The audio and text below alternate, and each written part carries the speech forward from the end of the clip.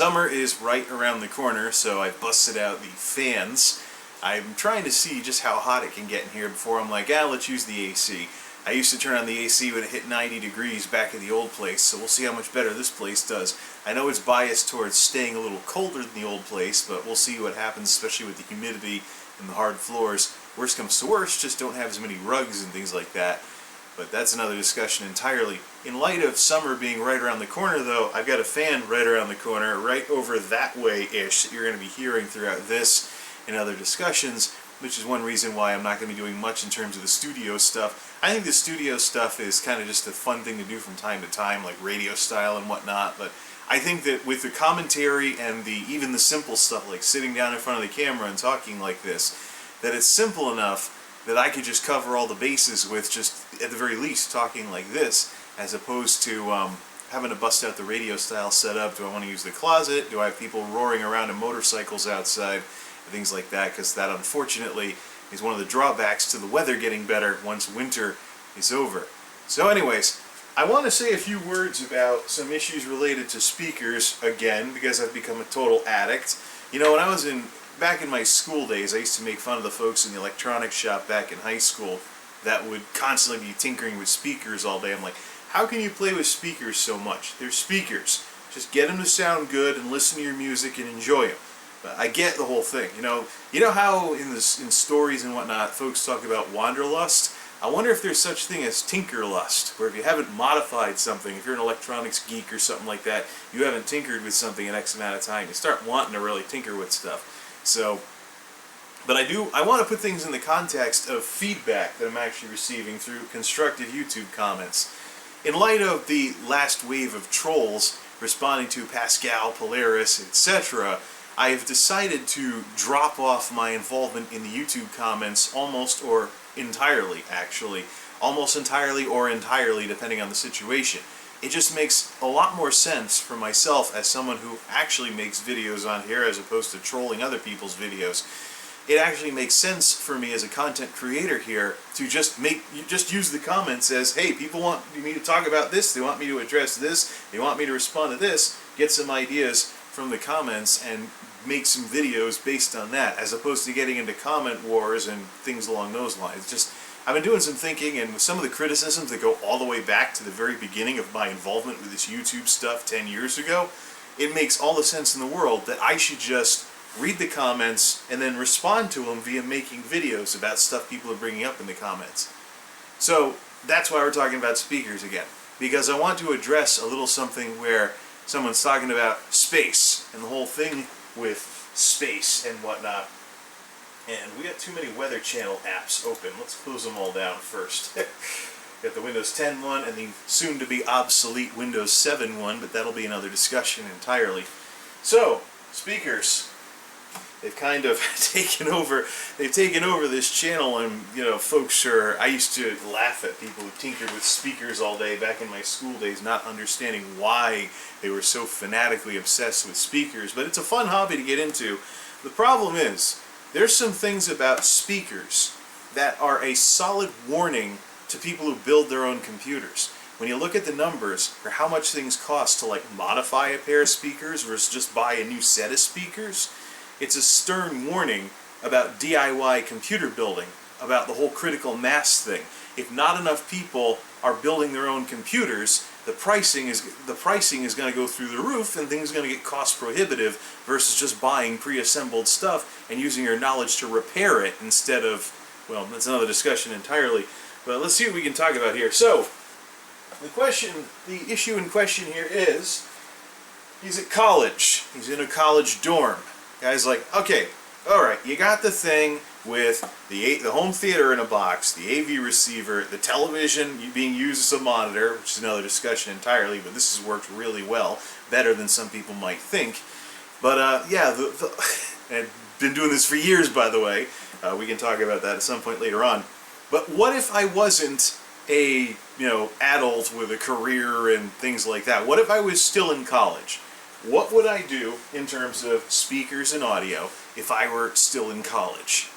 Well, the thing is, the answer to that question is I would not do very much else that was all that, I wouldn't be doing anything that was all that different. if I were still in college. As a matter of fact, my setup with the ProMedia 5.1 satellites is left over from my ProMedia 4.1 setup. These were my college speakers at the end of college. So the big thing I'm running into though with computer speakers, oh, this is the one that I broke, lovely that, but I have these ProMedia 4.1s. They're from, the ProMedia 4.1s are from a scratch indent sale. There was not a chance in the world that someone like me, living on a shoestring budget in college, would ever be able to afford Klipsch under normal circumstances. However, when there was a B-stock sale, because bash amplifiers, hundreds of watts, inside closed subwoofers that sometimes they were ported, sometimes they weren't. Not a good design, especially if you don't want to turn things up too much sometimes and there's not enough airflow going in and out of the port or in and out of the subwoofer. So several hundred watts inside a closed wooden box, not a good idea. And so there were problems with amps in some of the earlier versions. So when Klipsch received these systems as returns and then they fixed them up, they eventually wound up with an overstock of them, and they had an overstock B-stock sale, and that's where I picked these up. Actually, the volume mod on mine died in a couple of months. They sent me a replacement one, and everything still works. It's the longest lasting set of Klipsch ProMedia anything that I've ever had. The 5.1s, which I'm using for my SATs right now because they're two-way, at least until the monoprice ones come in for front left, front right. The 5.1s that I have, I bought in 2005 after Klipsch redesigned the amp and the setup so the amps wouldn't be blowing half the time. It was the Ultra 5.1. It was the redesign. I think it even had inverted dust caps. I don't know. It was silver instead of black. The 5.1s, the original 5.1s, I think were more like this. This is the 4.1 speaker. And you can actually, if you go to Klipsch's site, and if by wild chance you want Klipsch ProMedia, they still make the 2.1, which is the stereo version of these. They don't mess with surround sound anymore, which is probably a smart idea because it's not worth it to have super high-end computer speakers. But in terms of the build quality of these things, the big thing I'm running into with computer speakers is an issue of miniaturization. This is essentially a miniaturized PA speaker. I mean, it looks like someone took a big PA speaker and they fired a sci-fi shrink ray at it to come up with this. Now, some folks I've heard have said that these ProMedias were kind of designed by the Klipsch reference series, or there's some kind of series that Klipsch has, full-size speakers that cost an arm and a leg, that these things were designed after. They basically took what they had for that and they shrunk it down. There are some issues though. I really can't do anything with these except maybe change out the speakers. Fortunately, it's two-way. I just got to find a way to get the tweeter to work with this horn setup, with this horn tweeter setup. See if I can mount the tweeter maybe in the back or something like that. However, in the case of the Logitechs, in the case of what Logitech comes out with the phase plugs, to try and have one mid-range do the work of a mid-range and a tweeter, wait, for those of you who don't really get into this too much, phase plugs are basically the sound waves that are going back and forth like this, especially higher end stuff, will be more directional. The idea is to have it bounce off the metal and come towards you, and therefore be directionalized, because the high-end frequencies tend to directionalize the most compared to low-end frequencies like rumbly bass and stuff. That's why you hear people talk about systems. They talk about setting your crossover on a home theater no higher than 80 hertz. You go too high above 80 hertz and you can start telling where the bass is coming from. Subwoofers are supposed to do the stuff that you can feel, and that's it. The regular bass that might still need to be directional needs to be handled by the mid-range. Now, here's the thing. Suppose I had something like this, or what if I had something like the Onkyo Sats, which consist entirely of a mid-range 3-inch. I can't really modify these because these are one-way. The closest thing I could do to try and get, unless I messed with phase plugs like Logitech, the closest that I could come to having something like this that's two-way, and this sounds a lot better because not only does it have a higher frequency response than the one-ways that are out there, even this, it's more refined than its Logitech competitors. It was back then, it still is now. The big issue that I'm running into with this is if I went, what was I saying now? If I want to up-mod these, because this sounds better, because it's not only a better design, but you have the speakers that are independent of each other. You don't have one speaker trying to do the work of two, like you would with a Logitech. But the big thing with trying to have this type of performance in something like this is one way. I have to drill the case in order to put a tweeter in here, then wire it up, then put in something, a crossover capacitor or something to split off the frequencies at some like 3.5 kilohertz or something like, some wacky like that. But the thing is, this has a 3-inch mid-range. If it was 4-inch, I could theoretically put in some 2-inch two-way car speakers into this thing and maybe get more frequency response and better sound. Similar, maybe kind of like this, but a tad better. Maybe something between this and this. But those speakers start at 4 inches, or I think there's one that's like 3.5. So I might have to Dremel this a bit in order to get one of those fit in there. Then I'd have to buy 5 of them, 5.1, of course, then wire it in. It might actually be more worth it just to buy a set of monoprice home theater speakers without the subwoofer or something along those lines. So yeah, DIY speakers has some issues, and it's a nice creaky chair as usual, and there's some warning signs. There's some warning signs for the DIY PC market that if the critical mass shrinks down enough, eventually it gets cost prohibitive to really tinker. And at that point, the large companies that want to sell this stuff like Major Appliances have won. And that's not a good thing. So anyways, yeah, it's a nice little warning. I mean, how many people out there are modding speakers that aren't like buying a big truck woofer or something like that, and that's the sum total of, yeah. Check the prices. I mean, you talk about a set of just getting sound at all. It's not like a tinny laptop speaker for a computer, $30-ish or so. I mean, you can buy a pair of just the speakers without anything to put them in for that price as well. So let's put these back together here. This doesn't address the whole space thing though, so let me address that, and that'll be the balance of our discussion here. So, back to the Klipsch. Back to the old Klipsch here. These were my college speakers. I also had systems by Polk. I had some cheap Polk equipment, Cyber Acoustics, and Altec Lansing during my college years.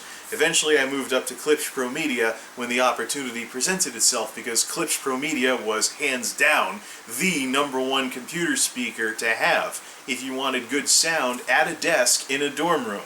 Especially with the accordion woofers, the accordion subwoofers where the drivers were wired up to do this, to force air through the port. They didn't do this or anything. They were wired to work against each other and accordion air in and out of a center port. The 4.1 had a particular problem with around 25 hertz or so. It basically turned into a subwoofer whoopee cushion, not the sort of thing that I'd expect from something with the name Klipsch on it, or excuse me, with Klipsch THX on it, because they bragged about being THX certified back then. But these were far and away, in the day and age where you did all mini plugs. There were Logitech Z-Series ones, but they were setting the pattern for, oh, these look better when you have the grills off. Let's just leave the grills off. There were Logitechs at the time, or Loudtechs, as people like us would call them, guys like myself would call them, because they were trying to be more bang for buck versus tuning everything up and getting the sound quality just so. So phase plugs instead of tweeters, a larger woofer, more of an emphasis on the bass, and an out-of-control subwoofer that would kill a Klipsch but be not so tight as far as the bass response goes. So Loudtech, that was the nickname, and it still sticks to this day. They did win though, because Klipsch backed out of the computer speaker market for surround sound after deciding, and I was reading the press release back in those days, but it was decided that, oh, these had rubber surrounds too. Not bad for barely used Logitechs.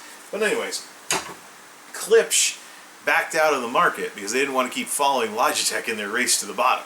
There was a certain price point they weren't willing to go underneath, and Logitech was already killing them on price. So overall, this is yet another example where among mainstream audiences, it's not always the highest quality stuff that wins the fight. Although, the revenge is such that nowadays you can buy a home theater in a box and have it do what these Logitech thingies would have done back in their day. I mean, I was looking at the most recent Logitech set that was supposed to be the successor to these Z5500s. Sorry for any of you Commonwealth people that would say Z, but anyways, Zed's a pretty good, like, electronic music guy. No. But the thing with this is that, the revenge, I was looking at the successor of these Logitechs, right? And there's reviews on Newegg from 2011. So talk about stagnating the market. I mean, it's not like, I think it's kind of like the apexis of computer speakers right here. Take a little, this is the summit, this is the peak, this is, you know, the best you can get. Otherwise, just buy real audio equipment, not this computer stuff. But again, miniaturization is really an issue.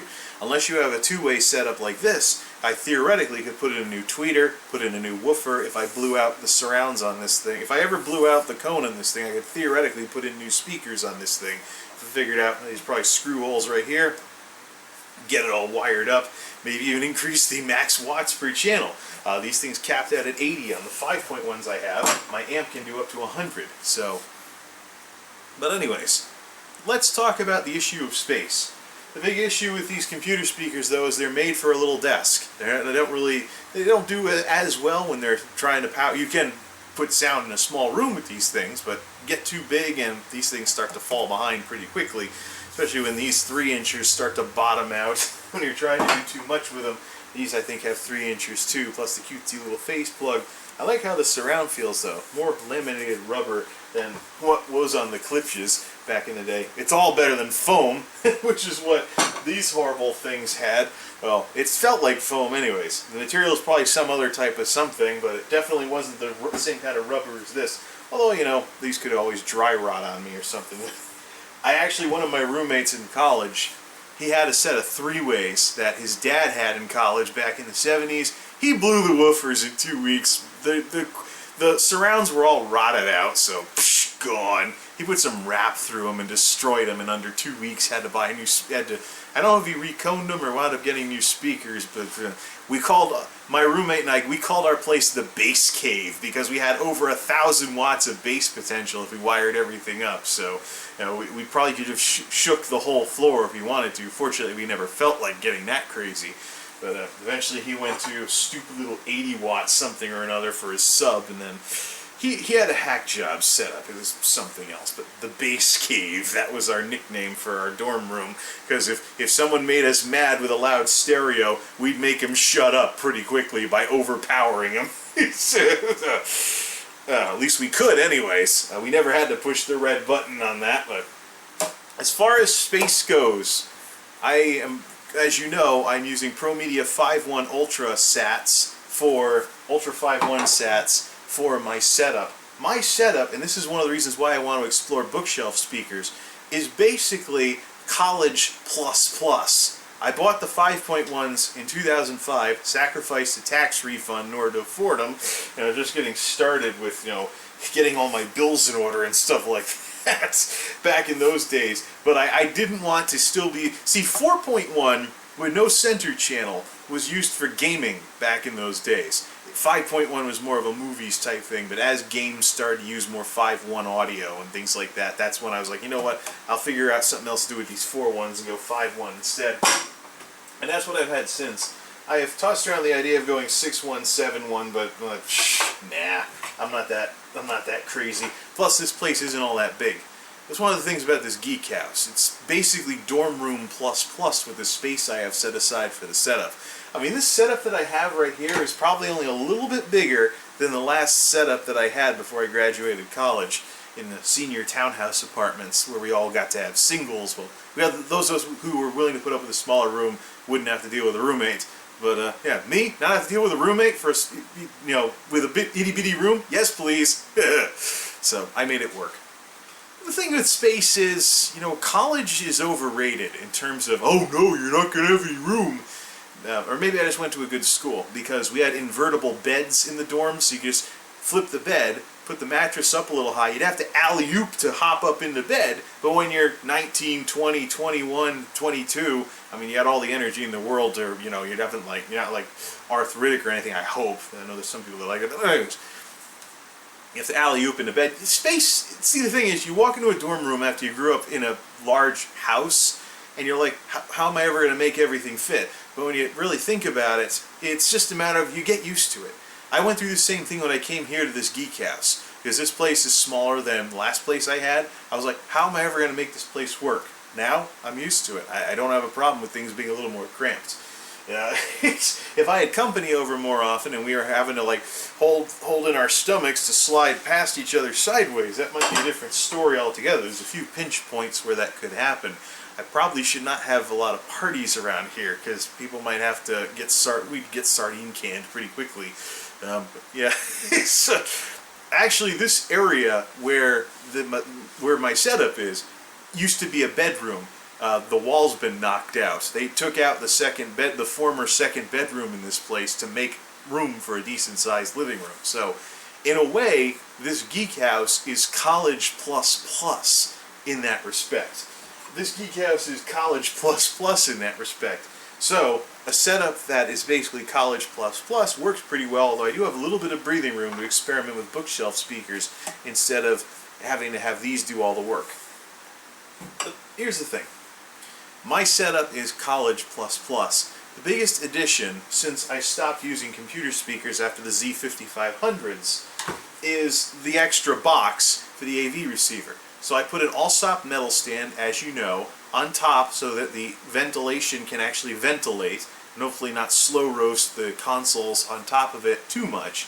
But Nintendo 64, Super Retro Trio, nothing exciting. It's not like I have a PS4 up there getting cooked with all that heat. Or that there isn't much heat to begin with. But that is the single biggest thing that's been added into the setup. I seriously think I could go back to college and still keep my entire setup.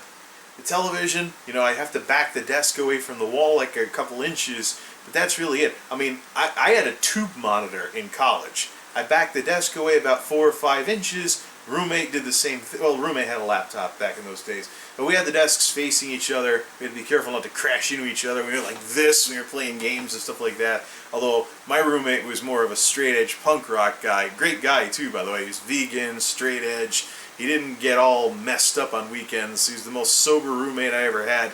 I didn't have to help him, not throw up not throw up when he got home and stuff like that. So yeah, he boring by some people's standards because he wasn't into the party scene, but neither was I. I mean, I could barely afford to go to school in the first place. I wasn't about to go tossing money flim-flam every which way with the cost of booze, except for Keystone Light, 30-pack for $15 or something. But anyways, so yeah, we had that set up. Of course, later on we did the zigzag where desk, bed, and you could use your bed for your rear surround speakers and things like that, and put a rug to hide the wiring and things like that. It could work something out that way. The only time we ever had bed, desk was when I was a freshman and didn't have surround sound. But I could make this work with the television. There'd be space for it. It's a flat panel. It would fit better than the tube monitors I had back in my day. Probably revert to these. Now, as far as the AV receiver goes, to have the AV receiver handle all the sound processing, dorm rooms in my college gave you the same, 3 pieces of furniture. You'd have, besides your desk and chair, you'd have your, same couple of pieces anyways. You'd have your desk and your chair, you'd have some nightstand thing, whatever, and you'd have your bed, of course, and you'd have a little clothes dresser, maybe a closet, a small closet. So, with just that furniture, I could have this set up. I would just have to make some space for the AV receiver to, release all of its heat and stuff like that. But I think I could make this entire setup work if I went back to college and had to live in a dorm again. Where I am right now in the Geek House is actually not that much. It's kind of almost dorm size as it is. Now, I've just got some breathing space to upgrade these SATs to real bookshelf speakers. Maybe. Might have to buy stands for them and put them behind the desk. But if I went back to school, I probably would not have a problem with my setup. The big thing with the home theater in a box, though, with my setup, is that it has multiple inputs. So the big issue here is, do you need multiple inputs for stuff besides like a console or something? Then again, that's where the Logitechs fell short, because they only had one digital input. So you have a sound card or a motherboard that encodes, goes out to this, you need to use the analog for like a PlayStation or something. But likewise, this thing also, I was going to school with a tube monitor and a TV tuner card in order to watch TV. The on-campus cable went into my computer starting at the end of my junior year when I finally bought a darn tuner card. I could actually watch TV on a little DVR program that ran in Windows XP. So it was pretty cool. I'd watch the screensavers on the old tech TV from across the room. But This television has a tuner in it. I can have coax go into it, I can have something else go, I can have multiple sources into it, I could just flip between TV and computer pretty easily. Just wouldn't be able to have both going at once unless I bought another TV to use as a side monitor. But if I went back to college, and had to live in dorms again, I could probably keep my entire setup. Maybe not so much, the bookshelf speakers probably wouldn't work, I'd have to go back to using these, but that's really the thing. I mean, you can make it work. And as far as computers go, I use towers for a reason. Specifically, you can just put them on the floor or put them a little off the floor if you have a dust sucker case and things like that. But I mean, I had an HP Pavilion and eventually the Silver Bullet. Big tower, I made it work, made it all fit somehow. Probably could do it again if I went back. There's certainly cabling from places like Monoprice if you have to have a weird setup. But that assumes you don't just go to a laptop school in the first place. I mean, laptops these days, I mean, you got schools with laptop programs where you do all your work on a laptop. It's or maybe it's gone to tablets and whatnot in recent years, but in my day it was laptops. Specifically IBM ThinkPads, which would now be Lenovo, of course.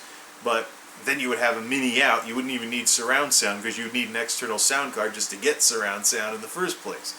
So it's I seriously think that space should not hold someone back when it comes to speakers. The big reason why computer speakers are something you should treat like an appliance, not really try to modify too much, just use it as is, keep it stock, is because of issues with the size of the speakers themselves.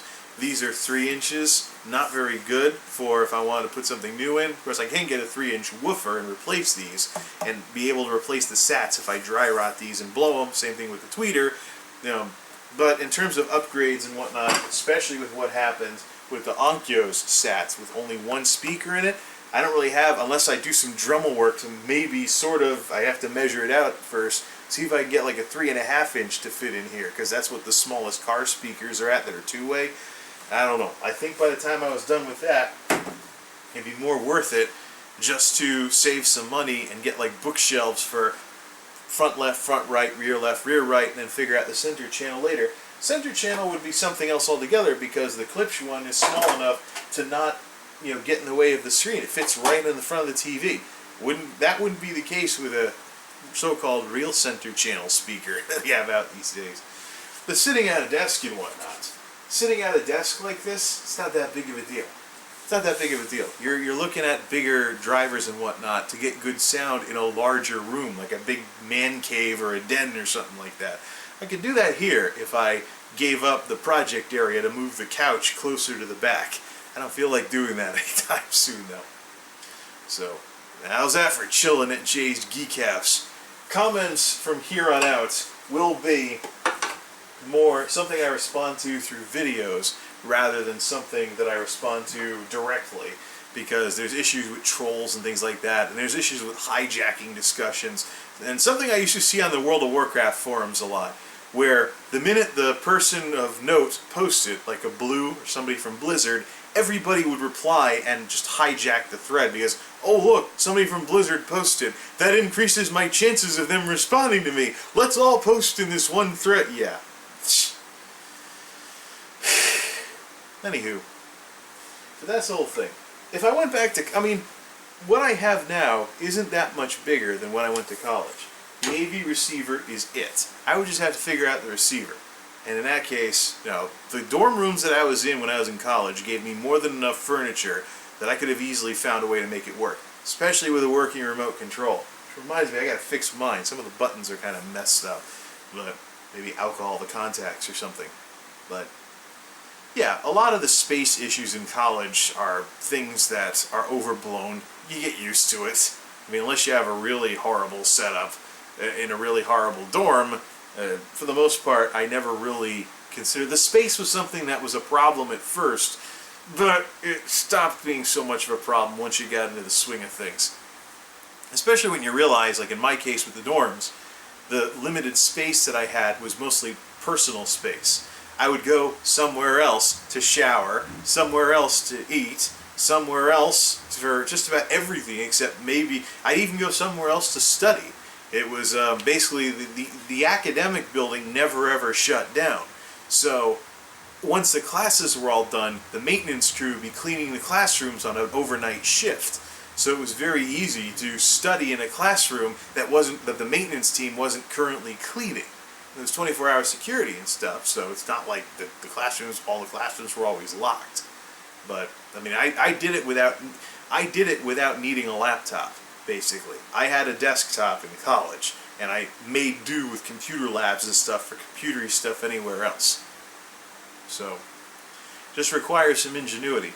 If I went back to the dorms, I could keep almost all of my setup, if not all of it. Probably not the bookshelf speakers I want to start tinkering with or any of the sleeper equipment, but this setup most certainly would work in a dorm environment. The television might be pushing it, but I don't intend on going very much bigger than this 37-inch.